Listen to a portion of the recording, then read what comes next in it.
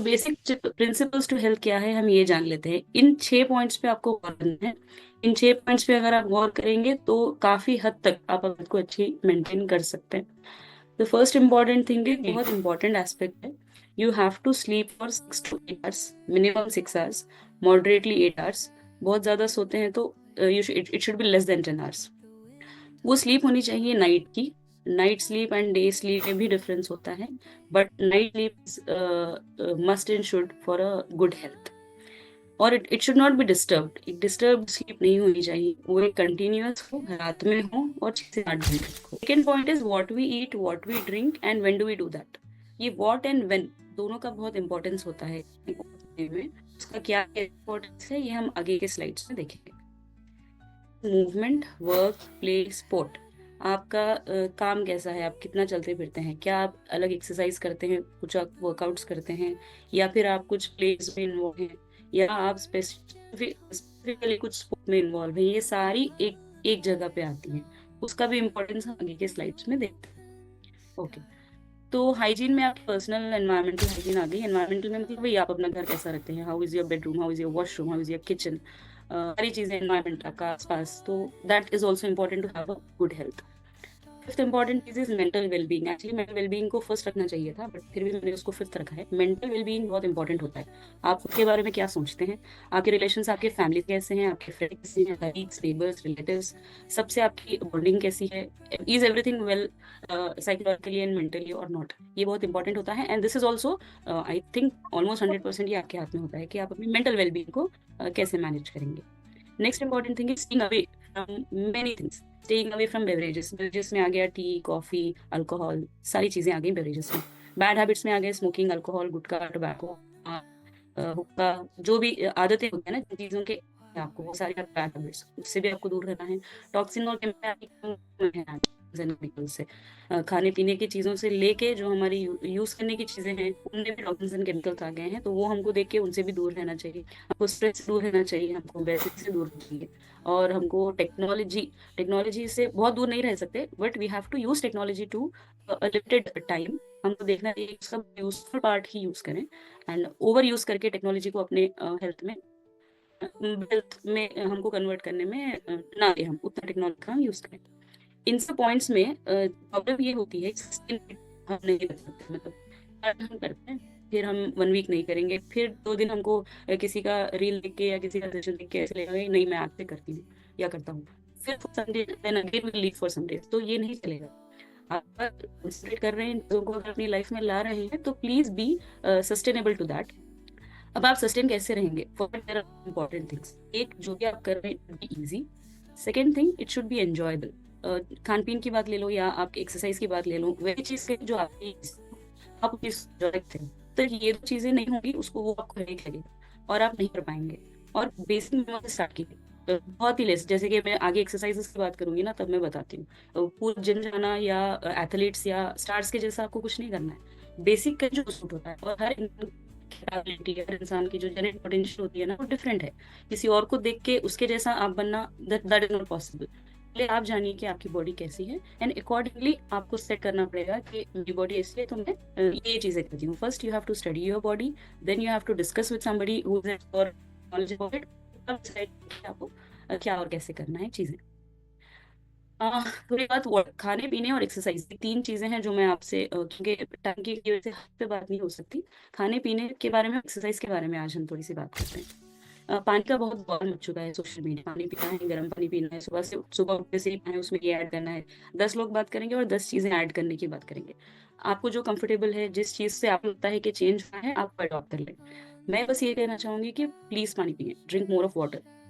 Water का importance body में ये होता है कि वाटर के मॉलिक्यूल्स जो होते हैं ना वो आपके सेल में जाते हैं, they will act with some molecules, और वो सेल को, जैसे आप चाबी फिराते हो ना गाड़ी की, सो इट इज लाइक अ की। सो चाबी फिराएंगे तो गाड़ी चालू होगी। पानी का वही काम है, बॉडी को किक स्टार्ट करने का काम पानी करता है, तो उसका बहुत इंपॉर्टेंस है। और एक इंपॉर्टेंस ये है कि वाटर एंटीऑक्सीडेंट होता है। एंटीऑक्सीडेंट का मतलब ये है कि जो भी नेगेटिव चार्जेस हमारे सेल्स की बॉडीज में जो होते हैं उसको न्यूट्रलाइज करने का काम पानी का है। So you should have more of water in your entire day. तो that is antioxidant, that is another importance of water. कितना पानी पिए, आपको 250 ml ऑफ पानी पीना है हर घंटा, up to 10 hours. Up to 10 hours का मतलब उठने से 10 घंटे तक अब आप सुबह उठे हैं 5-6 बजे, तो फिर ऐसे करके असर मगरिब तक आप 2.5 लीटर या 3 लीटर पानी पियेंगे। असर और मगरिब के बाद आप थोड़ा इंटेक को कम करेंगे। क्यों इंटेक को कम करना है? Because again physiology of your body. Physiology of your body मतलब किडनी काम बहुत ज्यादा करती है, एक्टिव होती है ना। तो जैसे जैसे दिन ढलता है, the function of your kidney will start reducing. तो अब आप उसको ज्यादा लोड ना दें, क्योंकि जो आप पानी दे रहे हैं वो ज्यादा से ज्यादा पानी किडनी को जाता है। किडनी का ही काम है उसको फिल्टर करना। सो इवनिंग आवर्स में जैसे जैसे सोने टाइम पे करीब जा रहे हैं, किडनी को लोड कम दें, पानी कम दें। इसके दो फायदे होंगे। एक, किडनी को ज्यादा ओवरलोड आप नहीं कर रहे हैं। नेक्स्ट इंपॉर्टेंट थिंग्स, रात को जो यूरिनेशन के लिए बार बार उठना पड़ता है ना, वो भी कम होएगा अगर आप मगरिब और इशा के बाद पानी का इंटेक थोड़ा सा कम करें। Don't drink only when you are thirsty. ये बहुत इंपॉर्टेंट है। तब तक ना रुकें जब तक आप प्यास तक ना रुकें। बीच बीच में पानी का यूज करते रहें। वर्किंग अगर आप हैं वर्क में, तो एक बॉटल अपने साथ रखें हमेशा, और सिप्स सिप्स में पानी लिया करें। पानी का भी इंपॉर्टेंट ये है कि गल्प नहीं करना चाहिए पानी, कभी भी गट गट गटक से सारा पानी नहीं पीना है। You should take sips of water.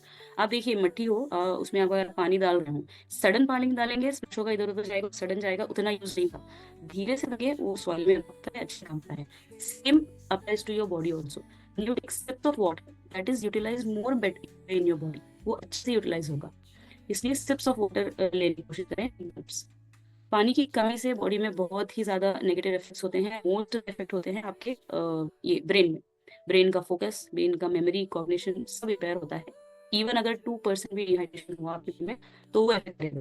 तो जब आप लग रही है, मतलब ही है कि आप डिहाइड्रेशन में जाने वाले हैं, आपकी बॉडी को पानी की जरूरत है, तो वो लेवल आने ना दें और पानी पीते रहें। पानी पीने का बहुत सोशल मीडिया पे चल रहा है, प्लास्टिक की बोतल यूज नहीं करनी है, स्टील के ग्लास करें, मटके का पानी पिए, वो सारे ट्राई करें प्लास्टिक अवॉइड करें। बट हम प्लास्टिक से घिरे हुए हैं, अवॉइड नहीं कर पा रहे हैं। धीरे धीरे कम कर दें, स्टेनलेस स्टील को जाएं। ग्लास सबसे बेस्ट ऑप्शन है, बट उसको हैंडल करना मुश्किल है, उसको टूटने का डर है। कहीं रख दिया, छोड़ दिया, धक्का लग गया, गिर गया, दैट इज एन इशू। तो स्टेनलेस स्टील पे जाएं। नहीं कर पा रहे हैं, प्लास्टिक यूज करना है, तो ये देखिए कि you wash that bottle more frequently, और उसका पानी आप चेंज करते रह रहे हैं। बहुत लॉन्ग ड्यूरेशन के लिए पानी के बोतल में ना रखें, और ज्यादा गर्म में वो प्लास्टिक की बोतल ना रखें। प्लास्टिक का मेन प्रॉब्लम ये है कि वो थोड़े मॉलिक्यूल्स लीक करता है पानी में। और कब लीक करता है? बहुत ज्यादा देर तक वो करता है। डेली मॉर्निंग रूटीन हमारा फिक्स होना चाहिए। स्टडीज बताती हैं कि उठने के 2 घंटे तक आपको कुछ नहीं खाना है। तो आप अभी अगर आप ऐसे प्रैक्टिस नहीं करते हैं, तो डर मत जाइएगा कि 2 घंटे तक खाना नहीं है। इनिशियली आप अगर उठते ही खाने की आपको आदत है, तो स्टार्टिंग के 30 मिनट्स मत खाइएगा। जैसे जैसे आदत होती है, फिर 1 घंटा छोड़ने की कोशिश करिएगा। ट्राई करिएगा कि आप उसको 2 घंटे तक ले जा पाएं। नहीं ले जा पा रहे हैं, तो एटलीस्ट उठने के 1 घंटे तक खाने को अवॉइड करने की कोशिश करें। जैसे ही उठते हैं, पहला काम आपका होना चाहिए कि आप पानी पिए, फर्स्ट थिंग, क्योंकि वो की है आपको स्टार्ट करने का। कोई भी गर्म पानी हो, वार्म वाटर हो, कोल्ड वाटर हो, उसमें आपको जो ऐड करना है, लेमन, हनी, जिसको जो लगता है कि वो फायदेमंद है, वो ऐड करें। नहीं ऐड कर पा रहे हैं तो plain water is also okay. उसके बाद अपना प्रेयर कर लें, पढ़ लें, वॉक करें या एक्सरसाइज करें। अगर आप ऑलरेडी करते हैं तो करें, नहीं करते हैं तो इनिशिएट कर लें, स्टार्ट कर लें। उसके बाद कुछ पढ़ लें। अर्ली मॉर्निंग में कुछ पढ़ने का बहुत इंपॉर्टेंस होता है, भले ही 15 मिनट के लिए पढ़ लें। कुरान की आदत हो कुरान पढ़ने, किसी बुक की आदत हो बुक पढ़ लें। और एक कोल्ड शावर ले, जो मैंने यहाँ नहीं लिखा है, बट कोल्ड शावर भी लेना सुबह में बहुत इंपॉर्टेंट होता है। उससे ब्लड सर्कुलेशन हमारी बॉडी में बहुत अच्छा होता है। सो धीरे धीरे डेवलप करें कि आप कोल्ड शावर ले पाएं early morning. Which food is the most important पे भी बहुत होता है। ब्रेकफास्ट इंपॉर्टेंट होता है, कोई बोलता है लंच, कोई बोलता है डिनर। ऐसा नहीं है, सबका अपना अपना एक इम्पोर्टेंस होता है। किसी का भी इंपॉर्टेंस कम ज़्यादा नहीं बोल सकते। सुबह का ब्रेकफास्ट इंपॉर्टेंट है, क्योंकि आप पूरी रात फास्टिंग में होते हैं और सुबह उठ के आपको अपनी बॉडी को फ्यूल देना है, बट एक्सेस फ्यूल नहीं देना है। फिजियोलॉजी क्या है उसके पीछे? जब आप उठते हैं ना, तो सारे हार्मोन सडनली काम नहीं करते हैं, उनको टाइम लगेगा। धीरे धीरे धीरे धीरे बढ़ेंगे। लंच में वो टॉप पे रहेंगे लेवल पे, और फिर धीरे धीरे धीरे धीरे डिनर तक कम होंगे। इसलिए मैं बोलती हूँ कि लंच आपका अच्छा होना चाहिए, भरपूर, जिसमें कार्बोहाइड्रेट्स हो, प्रोटीन्स हो, फैट्स हो, फाइबर्स हो। अगर आप स्वीट भी खाना चाहते हो तो वो लंच में हो, और वो ब्रेकफास्ट और डिनर में ना हो। रीजन, इंसुलिन लेवल्स सबसे लो लेवल पे होते हैं उस दौरान पे। तो ब्रेकफास्ट में स्वीट ना लें, वो लंच में लें, और वो डिनर में भी ना लें। और ज़्यादा खाना अगर आप खाते हो तो वो आप लंच में खा लें, क्योंकि इंसुलिन रहेगा, पचेगा। ब्रेकफास्ट और डिनर में उसको कम कर दें। एक eating window and fasting window का भी बहुत इंपॉर्टेंस है, जो स्टडीज से प्रूव हुआ है कि आपको ना 12-12 घंटे में डिवाइड करना है आपको, पूरे दिन को। 12 घंटे रख दें जिसमें आप खाते हो पीते हो, और 12 घंटे रख दें जिसमें आप नहीं खाते हो, फास्ट करते हो। वो 12 घंटे में नाइट नाइट का ले लें, क्योंकि 8 घंटे सोने में चले गया, तो उठने के 2 घंटे बाद और सोने से 2 घंटा पहले तक कुछ ना खाएं। तो 8+2+2 it will be a 12 hour period. काफी स्टडीज हुए हैं जिसमें ये प्रूव हुआ है कि this leads to a good health. फिर धीरे धीरे जैसे आप अडॉप्ट हो जाते हैं, जैसे कि मतलब आप 12 घंटे चल रहा है आपको कि without eating for 12 hours you are sustaining, तो आहिस्ता आहिस्ता उसको इंक्रीज करने की कोशिश करें, 12 से 13, 13 से 14, 14 से 15। तो जितना आप फास्ट कर सकते that will be healthy for your body. ये एक दिन में होने वाला नहीं है, it is definitely going to take time. तो अगर लॉजिकली देखें, साइंटिफिकली देखें, तो 6 हफ्ते लगेंगे आपकी बॉडी में चेंजेस आने के लिए। तो आपको रुकना पड़ेगा, विद इन 2 डेज और 3 डेज चेंजेस नहीं आएंगे। नेक्स्ट बात करते हैं गुड फूड्स के बारे में कि क्या खाना चाहिए, उस पर भी बड़ा कन्फ्यूजन है। उसकी आप प्रिंसिपल समझ लीजिए। प्रिंसिपल ये है कि it has to be home food, it has to be a balance diet. Home food and balance diet का क्या मतलब है, वो घर का हो, बाहर का ना हो। बाहर का ना होने का reason, you don't know how it is cooked. आपको नहीं पता उसमें क्या यूज हुआ है, कैसे यूज हुआ है, वो हेल्दी है या नहीं है। आपको पता है 100% आप जानते हो वो एक हेल्दी जगह से है, ठीक है। नहीं, ओकेजनली आप खा रहे हो, that is also fine. But routinely खाना बाहर का, it is completely unhealthy for your body. जब आप खाते हो ना, अपने फाइबर्स फर्स्ट खाएं। फाइबर्स मतलब सलाड्स, ककड़ी, गाजर, मूली, जो सलाड आप बनाते हैं वो पहले खाएं। वो पहले खाने से क्या होगा, आप अपनी बॉडी को ये चीज़ वो डाइजेस्ट करने में हेल्प करते हैं। तो पहले ऐसी चीज़ें दीजिए जो खाने को पचा सकते हैं, उसके बाद अपना खाना खाइए। हमारी आदत क्या है, खाने के साथ साथ खाते हैं। उससे हेल्दी है कि पहले फाइबर्स खा लें, बाद में अपना जो प्रोटीन्स होता है, अंडा है, डायरी प्रोडक्ट्स हैं, वो इंक्लूड करें, और लास्ट में आपका जो चावल रोटी होता है ना, उसको लास्ट में रखें। गुड फैट्स अपनी डाइट में इंक्लूड करें। गुड फैट्स पे भी बहुत बात हो सकती है, जैसे ऑलिव ऑयल है, आपके नट्स हैं, ये सारे आपके गुड फैट्स में आते हैं, वो आपकी डाइट में होने बहुत ज़रूरी है। एक्चुअली ये जो फाइबर्स, प्रोटीन्स और कार्ब्स है ना, इसको मैक्रोन्यूट्रिएंट्स बोला जाता है। और दूसरी चीज़ होती है जिसको हम माइक्रोन्यूट्रिएंट्स बोलते हैं, जैसे कि जिंक, मैग्नीशियम, आयरन, ये सब माइक्रोन्यूट्रिएंट्स में होते हैं। इसकी तरफ हमारा ध्यान कभी नहीं जाता है और हमारी बॉडी में इसकी लैक ज़्यादा पाई जाती है। For that reason you have to must and should include vegetables and nuts in your diet. ये जो नट्स होते हैं और फ्रूट्स होते हैं और वेजिटेबल्स होते हैं ना, इनको आप एज अ स्नैक यूज़ करना चाहिए बिटवीन योर मील्स। अगर कोई नट्स यूज़ करता है, जैसे काजू, बादाम, पिस्ता, उसको एज अ टैबलेट यूज़ कीजिएगा, दो दो या तीन तीन इन क्वांटिटी, 10, 15, ये नहीं चलेगा। अगर वालनट्स कोई खाता हो, तो मैक्सिमम दिन में आप 10 से 12 ही खा सकते हैं, उससे ज़्यादा नहीं खा सकते। दो दो तीन तीन डिवाइड करके सारे दिन में खाया करें, that will be healthy. Anything excess, anything in low is bad for your health. वो आपको देखना पड़ेगा कि ज़्यादा भी नहीं खाएं, कम भी नहीं खाएं, मॉडरेट अमाउंट में खाएं। फर्मेंटेड फूड का बहुत इंपॉर्टेंस है। फर्मेंटेड फूड का मतलब ऐसी चीज़ जो ओवरनाइट रखी हुई हो और बाद में आप उसको खा रहे हैं, दैट इज फर्मेंटेड फूड। उसमें इडली आ गया, डोसा आ गया, जो राइस रात भर छुड़ी जाती है दही और थोड़ी सी सब्जी डाल के, और फिर हम उसको सुबह खाते हैं। तमिलनाडु में ये ज़्यादा प्रैक्टिस होता है, पजाया सुरू उसको बोलते हैं वो। गुजरात का ढोकला, हमारे अचार, तो बहुत सारे होते हैं फर्मेंटेड फूड्स, आप देख लें, पता कर लें। फर्मेंटेड फूड्स को ज़्यादा अपनी डाइट में इंक्लूड करें, वीक में ट्वाइस या थ्राइस कंपलसरी होनी चाहिए। नेक्स्ट चीज is have a 20 minute post meal walk always after your meal. देखिए, इसका बहुत इंपॉर्टेंट होता है, वही जो सर बता रहे थे ना, कोई बोलता है चलना चाहिए, कोई बोलता है नहीं चलना चाहिए। उसका लॉजिक क्या है, चलना इसलिए चाहिए, जैसे ही आप खाते हैं आपका डाइजेशन प्रोसेस वगैरह स्टार्ट होता है और एक शुगर स्पाइक आता है आपकी बॉडी में। शुगर स्पाइक मतलब सडन शुगर ऊपर जा रहा है। आप वॉक करेंगे तो आप स्पाइक को लो कर रहे हैं। शुगर स्पाइक का प्रॉब्लम ये है, वो डैमेज करता है सेल्स को। तो ताकि उस शुगर स्पाइक से डैमेज ना हो, आपको एक ब्रिस्क वॉकिंग करनी चाहिए, so that you are utilizing the energy in walking, और वो स्पाइक ना हो। So post meal 20 minute, 15 minute, 30 minute walk करना हेल्दी होता है, and you should have a walk after all your meals. क्योंकि रमज़ान है, फास्टिंग पे एक दो बातें कर लेते हैं। फास्टिंग बहुत ही अच्छी चीज़ है हमारी बॉडी के लिए। हमारे बॉडी सिस्टम से एक रेस्ट जोन में चला जाता है। हमारे जो हार्मोन्स जो बहुत काम करके थक चुके होते हैं, वो अब रेस्टिंग जोन में हैं। एक हार्मोन है जो बहुत ज़्यादा काम करता है, जिसको बोलते हैं ग्रोथ हार्मोन। तो वो हमारी बॉडी को ग्रोथ देगा, सारे हमारे बॉडी टिश्यूज ग्रोथ करेंगे बिकॉज ऑफ दैट हार्मोन, और ये फास्टिंग में ज़्यादा होता है। हमारी बॉडी ज़्यादा फैट्स बर्न करती है फास्टिंग में। क्यों बर्न करती है? क्योंकि हम उसको फ्यूल नहीं दे रहे हैं, खाना नहीं दे रहे हैं। फैट्स हमारी बॉडी में स्टोर्ड फॉर्म ऑफ एनर्जी, हमारी बॉडी में फैट्स हैं। तो जब उसको एनर्जी यूटिलाइज करना है फास्टिंग में, तो वो फैट से एनर्जी यूटिलाइज करेगी और फैट्स बॉडी में कम होंगे, that is the physiology. Autophagy होती है फास्टिंग में। ऑटोफेजी का मतलब, ऑटो मतलब खुद, फेजी मतलब मारना, खुद के सेल्स को मारना और न्यू सेल्स को फॉर्म करना, ये फास्टिंग में होता है। दैट इज द रीजन के burden of cancers will decrease.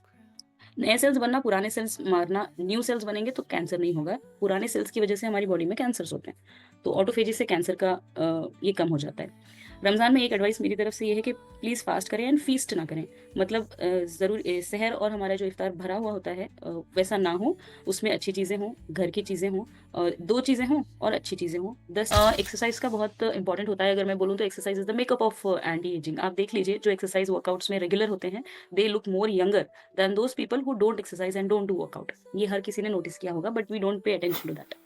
Exercise मतलब दिमाग में ये नहीं आना है जिम जाना है, हैवी एक्सरसाइज करना है, एथलीट स्पोर्ट्समैन जैसे करते हैं वैसे करना है, वैसा नहीं है।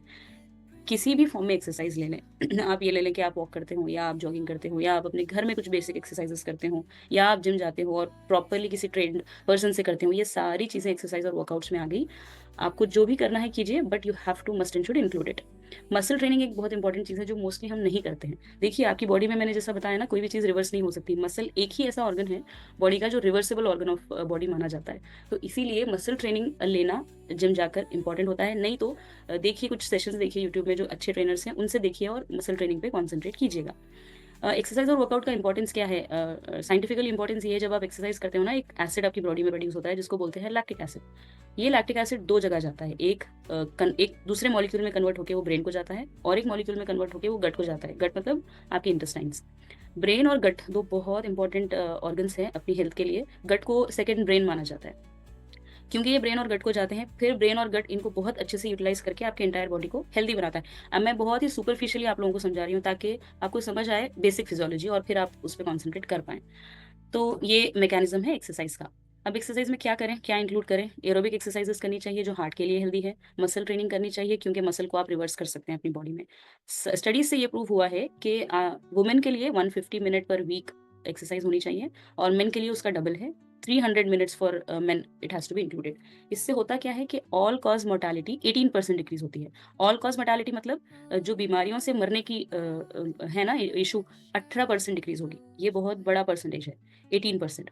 और कुछ स्टडीज हैं, नई स्टडीज, जो ये बता रही है कि हम 18% को 30% में भी कन्वर्ट कर सकते हैं, बट उसकी एक्सरसाइजेस डिफरेंट हैं। वो अभी मैं आपको नहीं बता रही हूँ, that will be in depth going into exercise. At least ये तो कर लें, जो ये करेंगे उनको हम बताएंगे कि 30% तक कैसे जाना है। इसका मतलब क्या है? ये 150 और 300 मिनट का मतलब ये है कि 30 minutes a day at least for 5 days. तो 30 इंटू 5 150 हो जाएगा लेडीज़ के लिए, एंड 1 आवर फॉर 5 डेज हो जाएगा मेन के लिए। सो ये आपको करना है एटलीस्ट 5 डेज 30 मिनट्स। सडनली आप सब स्टार्ट नहीं कर सकते, सॉरी, तो स्लोली स्टार्ट करें। अगर कुछ भी आप नहीं करते हैं तो पहले चलना स्टार्ट करें, फिर उसको जॉगिंग में कन्वर्ट करें, उसको रनिंग में कन्वर्ट करें, उसको घर की एक्सरसाइजेस में कन्वर्ट करें किसी ट्रेनर से लेके। उसके बाद अगर सब अच्छे से चल रहा है, जिम जा सकते हैं, if it is possible, then start going to a gym, then start getting a trainer, gym trainer हो, डाइटिशियन हो।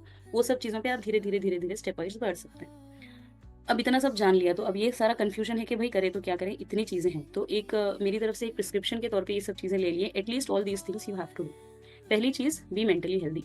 आप मिरर के सामने ठहरें and tell yourself that I am healthy. Mentally अगर आप ऑलरेडी प्रिपेयर्ड हैं कि मुझे ये इश्यूज हैं, मैं हेल्दी नहीं हूँ, तो आप कोई चीज़ नहीं कर पाएंगे। सो फर्स्ट मेंटली प्रिपेयर हो जाएं। नेक्स्ट चीज, सोएं अच्छे से, continuous night sleep 6 to 8 hours.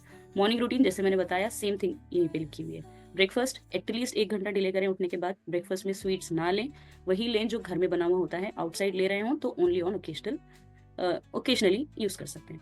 Fruits हैं, नट्स हैं, वेजिटेबल्स हैं, उनको आप as a snack in between meals ले लें। एप्पल कब खाएं?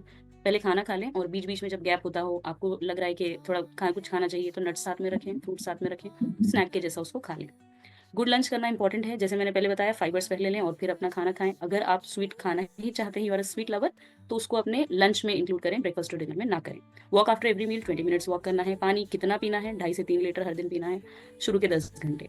डिनर को लाइट रखें, बहुत ज़्यादा हैवी डिनर ना लें, बॉडी को लोड हो जाए। सोने से 2 घंटा पहले, 2 hours before you sleep, you should have your dinner. Avoid all that is harmful, stress, बाहर का खाना, पैक चीज़ें, ज़्यादा चाय, ज़्यादा कॉफ़ी, बैड हैबिट्स। हाँ, वो जैसे सर बात कर रहे थे ना रील्स की, रील्स देख के बड़ा कन्फ्यूजन हो चुका है हमें। एक बंदा खाने के लिए बोलता है, एक नहीं बोलता है। उनसे बात करें, आपके क्लोज रिलेटिव्स में जो उस चीज़ के बारे में जानते हो, और अपना जो भी डाउट है वो क्लियर करें और फिर उस पर भरोसा करें। जो मैंने 12 hour fasting and eating window के बारे में बताया, उसको धीरे धीरे प्रैक्टिस करना स्टार्ट करें। और सबसे इंपॉर्टेंट, सब तकदीर पे ना छोड़ें। ज़्यादातर मैंने क्या देखा है, लोग यही बोलते हैं, मरना तो है ही, क्या करना, खाते पीते मरो। ये बहुत ही घटिया सेंटेंस है जो हमारे ही माशरे में बोला जाता है। दूसरे लोग ऐसे नहीं बोलते। वो ज़्यादा हमसे टिप्स मांगते हैं, भाई आगे जीने के लिए क्या क्या करें, मुझे 70 80 90 तक जाना है, क्या करें। बट हमारे यहाँ मुस्लिम कम्युनिटी में ये बहुत ही कॉमन सेंटेंस है। तकदीर में जब मरना लिखा है, मरना है तो छोड़ दो तकदीर पे, जियो, खाओ और मरो। ये सही बात नहीं है। जाने पढ़े तब आपको समझ में आएगा कि सब तकदीर पे नहीं होता। आपके हाथ में आपकी हेल्थ बहुत लेवल तक है। कंसल्ट डॉक्टर रेगुलरली, ये भी मेरी एडवाइस है कि अपने डॉक्टर को ना रेगुलरली कंसल्ट करें। जिनको कुछ प्रॉब्लम है ऑलरेडी, अगर कुछ डिसीजेस है, डायबिटीज़ है, हाइपरटेंशन है, नहीं है तो भी एक एज पे आने के बाद, आफ्टर 35 एंड 40, अपने डॉक्टर के पास जाएं, एक रेगुलर चेकअप करवाएं, देखें कि आप में कुछ प्रॉब्लम है क्या, उससे डिस्कस करें कुछ है क्या प्रॉब्लम, अपनी फैमिली हिस्ट्री डॉक्टर से बताएं। तो डॉक्टर के पास जाने से बहुत डरते हैं, डरने की बात नहीं है। You have to go, you should know. जैसे ही डॉक्टर के पास जाने की बात करी, अरे भाई नहीं जाना है। मैंने कई लोगों को बोलते हुए सुना है कि 3 कोट वालों से बड़ा डर के रहो, एक काला, एक खाकी और एक व्हाइट। मतलब पुलिस, लॉयर एंड डॉक्टर बहुत फिराते हैं, बहुत थकाते हैं, 10 चीज़ें बोलते हैं और डराते हैं। हम डराते इसलिए हैं कि हमने ऐसी चीज़ देखी है जो आपने नहीं देखी। अगर आप देखेंगे तो आप भी डरना स्टार्ट करेंगे। तो हम एक कम लेवल पे ही डराते हैं, अगर एक्चुअल डराना स्टार्ट कर दें तब पता चलेगा कि आपको एक्चुअली कितना डरना है। तो अपने डॉक्टर से रेगुलर चेकअप करवाते रहें। ये सारी बातें मैंने हेल्दी एजिंग पे की कि अडल्ट हेल्थ को कैसे देखना है, क्या है, जो भी प्रिंसिपल बातें हुई है ना, that applies to children also. कुछ बहुत ज़्यादा डिफरेंस नहीं है, लेकिन थोड़े मिनिमम डिफरेंसेस रहेंगे। तो चिल्ड्रंस का हेल्थ कहाँ से स्टार्ट होता है? It starts before there birth. जब वो अपनी माँ के मुंह में रहते हैं ना, वहां से उनका हेल्थ स्टार्ट होता है। So all ladies who will be pregnant, they have to be given special care. ऐसा नहीं है कि उनको डबल खाना है, 2 लोगों का खाना है, वैसा नहीं है। जो भी खाना है हेल्दी खाना है, उनको एक ही का खाना है। मैकेनिज्म ऐसा है कि वो फीटस तक पहुंचेगा, बट डबल नहीं करनी है कोई चीज़। That is one thing. Next, baby born हो गया, ब्रेस्ट फीडिंग का बहुत इंपॉर्टेंस स्टार्ट होता है। ब्रेस्ट फीडिंग का इंपॉर्टेंस स्टार्टिंग से 2 साल की उम्र तक रहता है। मतलब 6 महीने तो कंपलसरी उनको सिर्फ ब्रेस्ट फीडिंग ही देना चाहिए, बाकी चीज़ों की बच्चे को जरूरत नहीं है, क्योंकि अभी उनकी बॉडी उतनी मेच्योर हुई ही नहीं। जैसे ही वो 6 महीने के हो जाते हैं, वहां से वेनिंग पीरियड स्टार्ट होता है। वेनिंग का मतलब now their body require other than breast milk. उसके साथ साथ उनको खाना स्टार्ट करना है। तो that should also be homemade. जो नानी दादी के नुस्खे हैं वो अप्लाई कीजिए, जो भी है बनाइए, घर में बनाइए, घर का स्टार्ट कीजिए। जैसे ही बच्चा 1 साल का हो गया, आपको उसके मुंह में खाना ठोसने की जरूरत नहीं है। उसको लें, अपने साथ में बैठें, अपनी प्लेट सामने रखें, खुद खाएं, वो देखेगा, खाना सीखेगा। नहीं खा रहा है तो तब आप दें, उसको खिलाएं, बट स्क्रीन्स दे के नहीं खिलाएं, कुछ करके नहीं खिलाएं, उसको अच्छे से बातों में लगा के खिलाएं, स्टोरीज बना के खिलाएं, और खेलते खेलते उनको खिलाएं। Next is the same thing applies. Food कौन सा देना है? The one no is outside food. आप अपने घर का दें, जो देना है दें। वैक्सीनेशन के बारे में बहुत सारी मिथ्स हैं हम लोगों में कि वैक्सीनेशन देना है या नहीं, और कोविड के बाद ये बड़ा ही कंफ्यूजन सा हो गया है हमारे मास्टर में।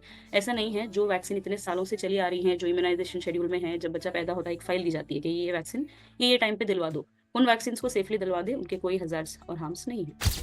आजकल के बच्चों के इश्यूज क्या हैं ये देख लेते हैं। आजकल के बच्चे जिद्दी हो चुके हैं, बहुत ज्यादा बीमार होते हैं, उनको एलर्जी इश्यूज बहुत है, नाक बहते रहती है, खांसते रहते हैं, छींकते रहते हैं। हमारे बच्चों को गुस्सा आ रहा है, हमारे बच्चों को ज्यादा खाना बाहर का पसंद आ रहा है, हमारा बच्चा मोबाइल नहीं छोड़ता, स्क्रीन नहीं छोड़ता, ज्यादा कॉन्सेंट्रेशन स्कूल में नहीं दे रहा है। इस सारे फसाद की जड़ एक वर्ड में बोलूँ तो पेरेंट्स हैं।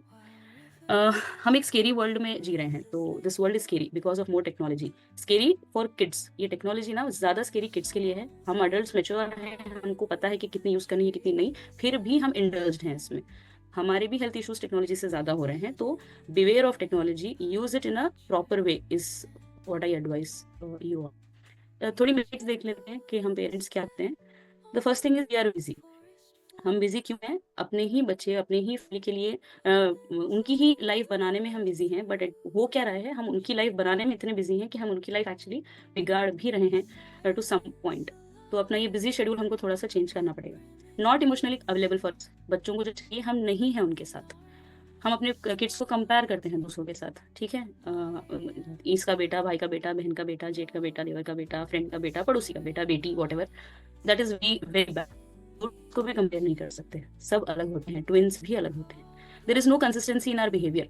हमारे बिहेवियर में कोई कंसिस्टेंसी नहीं है। एक हम अपने बच्चे को बहुत लाड़ते हैं, प्यारते हैं, मेरा बच्चा होता है, जैसे ही वो कोई मिस्टेक होता है we start anger to extreme level.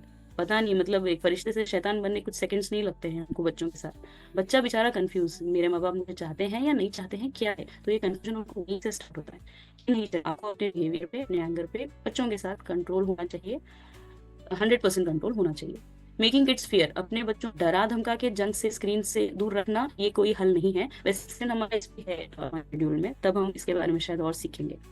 Permissive parenting, permissive parenting का मतलब क्या है? कुछ टाइम के लिए ना हमको अलाउ कर देते हैं, जैसे ओके। तो drop everything and connect. Drop everything and connect मतलब जैसे ही अपने घर के डोर पे आए, हर चीज वहीं पे ड्रॉप कर दें। अपने क्या बोलते हैं, काम की जगह का फ्रस्ट्रेशन, गुस्सा, वहां पे जो जो स्टोरीज हुए हैं वो वहीं पे छोड़ दें। अंदर जाएं, अपनी फैमिली से और अपने बच्चों से कनेक्ट करें। होता ये है कि हम जो भी वर्किंग है, फादर हो या मदर हो, सारा बाहर का गुस्सा लाएं, और बच्चे एक सॉफ्ट टारगेट है जिसपे हम निकालते हैं, ये नहीं चलेगा। आपको ये हैबिट बदलनी होगी। इसका बहुत ज्यादा नेगेटिव इम्पैक्ट आपके बच्चों पे पड़ता है। Start having meals with your kids. दस्तरखान पे बैठ के सब साथ खाने का सिस्टम आजकल बंद हो चुका है, लेकिन you have to start, you have to restart it. 3 meals हैं, 4 मील्स हैं, तो एटलीस्ट एक मील जो डिनर होता है जब सब फ्री होते हैं, एटलीस्ट वो मील सबके साथ बैठ के खाएं। उस मील के दौरान भी आप बहुत सी चीजें हैं जो अपने बच्चों को सिखा सकते हैं।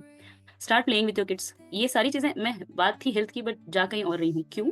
ये चीजें भी आपके बच्चे के हेल्थ के लिए इंपॉर्टेंट है। सिर्फ खाना पीना इंपॉर्टेंट नहीं है, मेंटली आपके बच्चे को अच्छा रखना भी हेल्थ का पार्ट है। दैट्स वाई मैं इन सब चीजों पे भी थोड़ा फोकस कर रही हूँ। आपको अपने बच्चों के साथ खेलना है, आपको ही खेलना है, ठीक है, कोई और नहीं खेलेगा। Parents should start playing with your kids. Outdoors खेलने की ज़्यादा कोशिश करें, नहीं हो रहा है, टाइम नहीं है, सुस्त बड़े हो चुके हैं हम एक्चुअली, इंडोर्स खेलें, फिर कभी वीक में 2 या 3 बार आउटडोर्स खेलने की कोशिश करें। Practice role reversal. Role reversal का मतलब सिर्फ ये नहीं है कि बच्चों को थोड़ी देर के लिए पेरेंट बना के कोई काम दे, आप कोई भी छोटा छोटा काम बच्चे को देना शुरू करें। जैसे कि फॉर एग्जाम्पल स्कूल गोइंग बच्चा है, तो उसको बताए कि देखो, मान लो तुम अब एक टीचर हो, तो तुम्हारी क्लास के 2 बच्चे लड़ रहे हैं, तो तुम क्या करोगे, उनको एक रोल दे। वो बच्चा बोलेगा, अपने हिसाब से बोलेगा मैं ऐसे करूंगा। इससे आप अपने बच्चे को जानना स्टार्ट करेंगे कि वो कैसा है। आप करेक्ट कर सकते हैं उसको, नहीं बेटा आपको ऐसा नहीं करना चाहिए। अगर वो कुछ सही चीज़ बोल रहा है तो हाँ बेटा ऐसे करना चाहिए, इसीलिए मैं आपके साथ ऐसे करती हूँ। तो उसको ना हाइपोथेटिकल सिचुएशंस दे के ना रोल देना स्टार्ट करें, तो वो आपको वो उसकी मतलब थिंकिंग कैपेसिटी वगैरह सब भी बहुत अच्छे से डेवलप होगी। Don't impose but inspire positively. Impose का मतलब ऐसे करो, ऐसे करो, ऐसे करो, ऐसे मत करो, ऐसे मत करो, वो नहीं सुनेगा। आपको पॉजिटिवली ही बोलना चाहिए, मेरा सोना बच्चा, मेरा प्यारा बच्चा, ऐसे करे तो ऐसे, ऐसे करे तो गुड, ऐसे करे तो bad. You have to inspire them. अगर वो किसी चीज़ का वो फेवरेट है, मतलब किसी स्पोर्ट पर्सन या किसी क्या बोलते हैं फिल्म स्टार से, किसी से भी इंस्पायर्ड है, तो अगर वैसा बनना हो तो ऐसा करना पड़ेगा। That is the thing. Impose में और एक चीज़ आ गई, 2 मिनट के लिए हम होल्ड करते हैं यहाँ पे। सोचिए प्रेजेंटेशन नहीं हो रहा है, मैं आपको कोई टास्क देने वाली हूँ, मैं अब आप लोगों को कुछ रिक्वेस्ट करूंगी और वो आपको करना है या नहीं करना है, ठीक है? All of you just hold down and don't imagine a very large red colour mountain. मैं आप सबसे रिक्वेस्ट कर रही हूँ कि एक बहुत बड़ा रेड कलर का माउंटेन मत इमेजिन कीजिए, प्लीज इमेजिन मत कीजिए। मैंने बोला आप लोगों को इमेजिन मत कीजिए, आपके सबकॉन्शियस माइंड ने उसको ऑलरेडी इमेजिन कर लिया है। कई लोगों ने सोच लिया एक बड़ा लाल कलर का माउंटेन, क्योंकि देखिए हम अडल्ट हैं, तो भी हमारा सबकॉन्शियस माइंड वो चीज़ करता है जो हमको नहीं करने को बोला जा रहा है। किड्स का भी ये प्रॉब्लम होता है, किड्स में बहुत ज़्यादा ये प्रॉब्लम होता है। जैसे ही कोई चीज़ ना करने को बोलो वो करेगा, क्योंकि ना दो दो दो पार्ट्स होते हैं ब्रेन में। एक ब्रेन का पार्ट का काम क्या है पता है? सिग्नल्स देना। दूसरे ब्रेन का पार्ट का क्या काम है? वो सिग्नल का आउटकम कैसे होगा ये डिसाइड करना। बच्चों में 2 साल तक वो दूसरा वाला पार्ट डेवलप नहीं होता, बस वो सिग्नल देने वाला पार्ट रहता है। 2 साल के बाद इस ये मैं करूंगा तो क्या होगा, वो 2 साल के बाद डेवलप होगा। तो 2 साल का बच्चा कुछ भी लेगा, फेंकेगा, कुछ भी करेगा, उसको नहीं समझ में आता है। तो इसीलिए वो जब कोई चीज कर रहा है तो घबराइए मत, वो साइंटिफिकली वो जैसे करना है वो कर रहा है। एफर्मेशंस, एफर्मेशंस मतलब यही कि पॉजिटिवली बच्चों को जाना, मेरा सोना बच्चा, मेरा प्यारा बच्चा, मेरा अच्छा बच्चा, ऐसे करेगा तो ऐसे, that is affirmations. Instead of collection of toys have a collection of books in childhood. मैंने देखा है हर घर में ना कार्टून टॉयज मिलते हैं। ये प्रैक्टिस को कम कीजिएगा, बचपन से ही बच्चे को बुक्स का इंपॉर्टेंस स्टार्ट कर दें, इन प्ले फॉर्म और कलर फॉर्म और एनीथिंग, तो उसको बड़े होने तक आदत रहेगी कि वो बुक से कनेक्टेड रहेगा। Have an ideal morning routine and night routine with your kids. Morning routine में सबसे इंपॉर्टेंट है लव। जैसे ही बच्चा उठा आपको उसका स्टार्ट कर देना चाहिए, एक बहुत ही लवली वे में उसकी मॉर्निंग होनी चाहिए। उसको दिखना चाहिए कि यही है, ये मुझे बहुत ज़्यादा चाहते हैं, यही मेरी दुनिया है। तो ये प्रैक्टिकली आपको डेली बेसिस पे अपने बच्चे के साथ करनी है। Have an ideal night routine also. जो चिल्ड्रन साइकियाट्रिस्ट होते हैं ना, वो ये बोलते हैं कि लास्ट 1 आवर जो होता है ना सोने से पहले, that is a magic hour for the kid.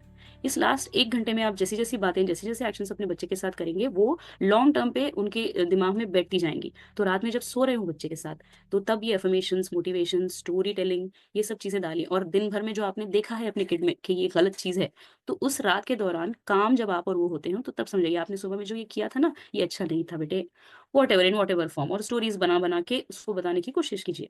ये आप 2 से 3 साल के बाद से ये आपको रूटीन करना चाहिए। Don't react to the tantrums your kid are showing.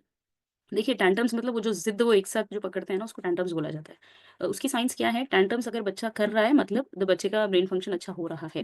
Tantrums नहीं कर रहा है मतलब कुछ गड़बड़ है, ब्रेन उतना अच्छे से डेवलप नहीं हुआ होगा। तो कुछ लेवल तक टैंट्रम्स करना अच्छी बात है। जब वो बहुत ज़्यादा टैंट्रम्स हो जाएँ, हद पार कर रहे हो, तो पहली चीज़ उसको रिएक्ट ना करें। प्रॉब्लम ये है कि जैसे ही बच्चा ज़िद करना शुरू करता है, हम उसको रिएक्ट करते हैं, गोद में लेते हैं या डाँटते हैं या बहुत ज़्यादा समझाते हैं, तो वो ओवर टैंट्रम्स में कन्वर्ट होता है। तो उसको रिएक्ट ना करें। 2 से 7 साल के बच्चे हैं जिसमें काउंसलिंग का इम्पोर्टेंस है। जैसे ही बच्चा बात करना स्टार्ट करे, तो 2 साल के बाद धीरे धीरे उसको समझाना स्टार्ट करे सही और गलत। 2 साल तक सही और गलत समझ नहीं पाएगा। गुड और बैड का कोई कॉन्सेप्ट बच्चों में नहीं होता। बच्चों में कॉन्सेप्ट क्या होता है? Enjoyable, non enjoyable. बस उनको 2 ही चीज पता है, उसके अलावा वो कुछ नहीं जानते। 2 से 7 ईयर्स में उनको धीरे धीरे समझ में अच्छी और बुरी की पहचान आना शुरू होती है, तो वहां से काउंसलिंग करें। Don't over schedule your kids. Over schedule इतने हो चुके हैं कि 9 से 5 स्कूल जाना है, 5 से 6 ट्यूशन करना है, फिर 6 से 7 फिर दीनियात है, फिर 7 से 8 स्कूल का होमवर्क करना है, फिर समथिंग समथिंग समथिंग। तो रात के 9 या 10 बजे तक उसका शेड्यूल चल रहा है। तो ऐसे नहीं होगा। अपने हिसाब से किड्स को पढ़ने दें, थोड़ा बहुत आपका इन्वॉल्वमेंट गाइडेंस ठीक रहेगा, बट उसको ओवर शेड्यूल ना करें। अगली चीज़ है 14 to 21 ईयर्स के बच्चों का क्या करें? उनके लिए ना एक मेंटर होना इंपॉर्टेंट है। मेंटर क्यों है इंपॉर्टेंट? ये वो एज ग्रुप है जो पेरेंट्स को लाइक नहीं करता। 3 फेजेस होते हैं बच्चों की लाइफ में, शुरू के 7 साल, 7 से 14 साल, 14 से 21 साल। शुरू के जो 7 साल होते हैं ना, वो पेरेंट को ही अल्फा फिगर मानता है अपना, कि बस यही है। जैसे ही 7 साल से 14 साल हुआ, अल्फा फिगर उनका बदल जाता है। अभी उनको पेरेंट्स नहीं, धीरे-धीरे उनको अपना फ्रेंड सर्कल, स्कूल जहाँ जाते हैं, ट्यूशन जहाँ जाते हैं, खेलने जहाँ जाते हैं ना, 7 से 14 अल्फा फिगर वो हो जाते हैं। 14 से 21 ईयर्स में तो पेरेंट्स नेगेटिव फिगर हो जाते हैं। उनको सुनना ही नहीं है अपने माँ-बाप की बात। तो वहाँ पे आपको क्या यूज़ करना पड़ेगा, कोई ऐसा आदमी, कोशिश करिए कि आप ही बनें। स्टार्टिंग से अगर आपका रिलेशन हेल्दी रहेगा तो आप ही बनेंगे। बट यूजुअली साइंटिफिकली देखा गया है कि नहीं लाइक करते हैं पेरेंट्स को। तो कोई एक मेंटर होना चाहिए, जैसे मामू मामू हो गया, दादा हो गए, दादी हो गए, नाना नानी, एनीबडी जिसको वो बच्चा बहुत मानता हो, तो उनको आपको यूज करना पड़ेगा एज अ मेंटर। अ, और एक चीज़ है कि आप यू शुड नो कि आपके बच्चे के फ्रेंड्स कौन हैं, उन फ्रेंड्स के फैमिलीज़ कैसे हैं। इसका भी बहुत इंपॉर्टेंस होता है कि वो कैसी कंपनी में रह रहे हैं। बाद में उसकी कंपनी खराब हो जाए तब अफ़सोस मत कीजिएगा। ये साइकोलॉजिस्ट बोलते हैं कि 9 इयर्स के बाद बहुत इफ़ेक्ट करना शुरू होता है। मैंने बताया ना 7 से 14 तक अल्फ़ा फिगर फ्रेंड्स होते हैं। तो यहाँ पे जानना बहुत ज़रूरी है कि आपका बच्चा किसके साथ रहता है, उनके फैमिलीज़ कैसे हैं, उनको इनवाइट कीजिए, घर पे बुलाइए, देखिए। अगर आपको लग रहा है कि कुछ अवॉइड करना है तो आपको तभी से अवॉइड करना पड़ेगा। बच्चा अडल्ट फेज़ तक जाने के बाद उसके आउटकम्स पता चलेंगे। सो स्टार्ट नोइंग कि आपके बच्चे की कंपनी कैसी है। लास्टली सबसे important, please be patient, calm down, patiently handle करें हर चीज़, क्योंकि सारे बच्चे ऐसे ही होते हैं। आपका एक बच्चा ऐसा नहीं है। दुनिया में जितने बच्चे हैं सबके सेम इश्यूज़ हैं, और सबके कल्प्रिट्स कल्प्रिट्स वर्ड यूज़ करूँगी मैं, वो पेरेंट्स हैं, कोई और नहीं है। तो खुद को बदलें तो आपका बच्चा बदलेगा, वरना नहीं बदलेगा। So thank you. मेरा एक क्वेश्चन था भाई। जी जी तो पूछिए। मैंने बोला था कि ब्रेकफास्ट मतलब 2 घंटे बाद करने चाहिए, बट जैसे मॉर्निंग में एक्सरसाइज करने जाते हैं जिम या वर्कआउट के लिए जो भी है, तो इसके लिए एम्प्टी सॉफ्ट स्नैक तो नहीं जाते हैं, मतलब पानी पीते हैं या फिर कुछ कर्ड या फिर कुछ भी ऐसा जो एनर्जी बूस्टर टाइप है, तो क्या वो लेना चाहिए या फिर पूरा एम्प्टी स्टमक ही जाना चाहिए? जी हाँ, ये बोला जाता है कि अगर आप वाक़ई में जिम जाते हैं, वहाँ पे वर्कआउट करते हैं, तो प्री मील आपको कुछ लेके ही जाना पड़ेगा। वो जैसे आपने बताया, कोई करता है, कोई ड्रिंक लेता है, कोई ओवरनाइट नट्स जो रहते हैं उनको सोक करता है, और बाद में मॉर्निंग में वो ग्राइंड करके स्मूदी बना के वो ले लेते हैं। तो आपको लेना चाहिए। अगर आप प्रॉपरली जिम जाके करते हैं, तो उसके लिए रिक्वायर्ड है कि थोड़ी-सी बॉडी को एनर्जी दें, और फिर ब्रेकफ़ास्ट नहीं करना है, प्री वर्कआउट मील उसको बोलते हैं। उसमें भी बहुत सारे टाइप्स हैं, जो आपको सूट होता है वो आपको लेना चाहिए। या और एक चीज और, जैसे वर्कआउट करने के बाद देखा है कि विद इन 15 मिनट जो भी आपका प्रोटीन इनटेक है, शेक या फिर सप्लीमेंट, तो क्या वो ले सकते हैं या फिर shall we wait for another half an hour? इतना है कि इतना पता है कि if you are taking protein shake, उसके बीच में और ब्रेकफास्ट के बीच में टाइम होना चाहिए, लाइक 1 आवर 2 आवर। इमीडिएटली नहीं पीना, मतलब खाना चाहिए।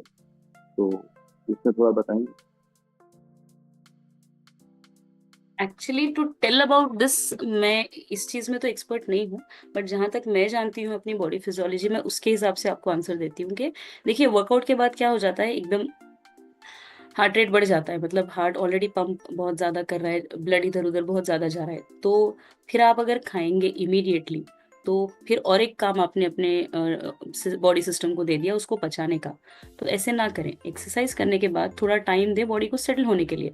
30 minutes is quite enough, 20 minutes या 30 मिनट्स, उसके बाद ही खाएँ। That will be better, that will be healthy. Immediate ना खाएं कोई चीज़, थोड़ा सा बॉडी को और हार्ट को सेटल होना पड़ेगा, उसके बाद उसको कुछ फ्यूल दें पचाने का, उसके बाद उसको कुछ दूसरा काम दें। एक काम पे दूसरा काम ना दें। तो गैप तो रहना पड़ेगा। Immediate you should not have that. I wanted to ask, like, what are the major health risks for those who work at night shift? Potential. अच्छा, तो रिस्क रिस्क है, ये है, ऐसे मैं नहीं बता पाऊंगी कि क्या रिस्क है। ओवरऑल देखिए, मसला क्या हो जाता है, गट हेल्थ का ही प्रॉब्लम शुरू हो जाता है। होता ये है कि आप नाइट शिफ्ट करें तो आप खाएँगे मतलब आपकी बॉडी में वो हार्मोन्स नहीं है जो अच्छे से पचा पाएँगे। अच्छे से पचेगा नहीं, वो फैट की तरह जमा होगा। वो फैट की तरह जमा होगा तो फिर सारी गड़बड़ हो जाएगी। नाइट को आप सोते नहीं हैं, तो वो वाले हार्मोन रहेंगे जो एक्चुअली सोने पे होते हैं। तो गड़बड़ हो जाती है उसमें। बट ऐसे तो शिफ्ट्स हैं क्या कि हमेशा आप नाइट पे होते हो? या कुछ टाइम नाइट पे होते हो, कुछ टाइम डे पे होते हो, ऐसा भी होगा ना? पूरी लाइफ लॉन्ग नाइट शिफ्ट्स ऐसा तो नहीं होता है ना? तो जब डे शिफ्ट्स पे होते हैं तब अपनी डाइट पे उसको आपको बैलेंस करना पड़ेगा। जब डे शिफ्ट्स में होते हैं तो स्ट्रिक्टली अपने हेल्थ पे बॉदर करें। अब जब नाइट शिफ्ट्स पे होते हैं तो कुछ नहीं कर सकते, क्योंकि हम भी ऐसे ही होता है ना, मेरा भी ऐसा ही है, मैं भी नाइट शिफ्ट्स पे होती हूँ वीक में 2 से 3 बार। तो उन दौरान गड़बड़ हो जाती है, खाना पड़ता है। लेकिन मैं ये देखती हूँ कि मैं ऐसी चीज़ खाऊं जो बॉडी को बहुत ज़्यादा बर्डन ना हो, हल्की हल्की चीज़ खाऊं, लिक्विड ज़्यादा खाऊं। मैं बाकी का टाइम वो जो मैं बोल रही हूँ ना, वेजिटेबल जूसेस वगैरह पे रिलाई करें, वैसे आप कर सकते हैं। क्या हेल्थ रिस्क होंगे, बड़ी बड़ी लिस्ट है, वो बता दूंगी, डर जाएंगे आप। हेल्थ रिस्क होगा, मैनेज कर सकते हैं, लेकिन नॉट अ बिग डील, कर सकते हैं। मैं पूछ रहा था कि बेस्ट टाइमिंग्स क्या है, मतलब जैसे मतलब ब्रेकफास्ट के लिए 8 to 10 या फिर उससे और भी पहले होना चाहिए। और दूसरा क्वेश्चन ये था कि जैसे हम वीकली 7 days में how many times we should eat include non vegetarian in our diet, मतलब वाइट मीट कितना होना चाहिए, रेड मीट कितना होना चाहिए वीकली, तो हाँ, ये भी उसका इम्पोर्टेंट क्वेश्चन है। कब खाना चाहिए ये तो डिपेंड करेगा कि आपका शेड्यूल कैसा है, आप कब उठते हैं और कब सोते हैं। मैंने बताया ना, 12 12 घंटे करें। आप सुबह 9 बजे उठ रहे हैं तो 12 वाला घंटे वाला फॉलो करें। 9 to 9 खाएं, 9 to 9 नहीं खाएं। आप 8, तो डिपेंड करेगा कि आप कब उठते हैं। तो पहली स्टार्ट चीज होती है when you are sleeping, when you are getting up. आपके गेटअप होने के बाद से काम शुरू होता है ना। 9 बजे उठेंगे तो मैंने बोला ना, आधा घंटा 1 घंटा नहीं खाए तो आपका ब्रेकफास्ट का टाइम हो गया 10। कोई ऐसा पर्टिकुलर टाइम नहीं है। देखिए, उतनी ज्यादा मैथ्स और साइंस अगर लगाएंगे तो मुश्किल हो जाएगा। मैं क्या बोल रही हूँ, एटलीस्ट बेसिक्स तो लगा दे। तो कोई ऐसा टाइम नहीं है हमारी बॉडी का कि इस टाइम पे ब्रेकफास्ट अंदर आना चाहिए, इस पार्ट पे लंच आना चाहिए।